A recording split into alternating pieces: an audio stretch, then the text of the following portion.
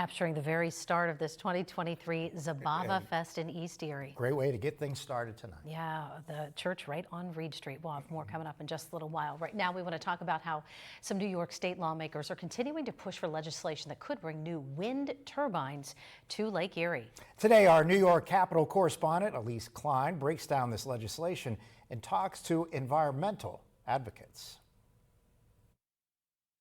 In the most recent legislative session in Albany, some New York state lawmakers introduced legislation to establish a wind turbine pilot program in the Great Lakes, intending to progress the state's climate goals. Some lawmakers against this legislation introduced a bill that would put a moratorium in place on the building or placement of wind turbines on lakes within the state. What this plan is to really to just jam industrial wind turbines into the water, which means they're going to have to upset the lake bed. They're going to have to run transmission lines and everything else.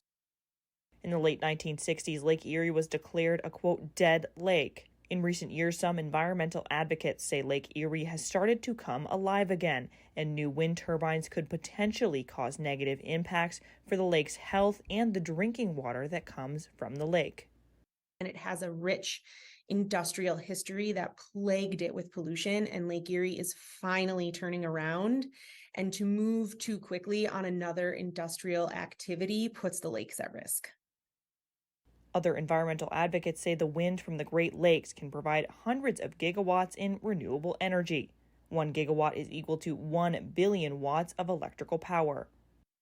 When we're fighting against the climate crisis, we need as many tools in the toolbox as possible.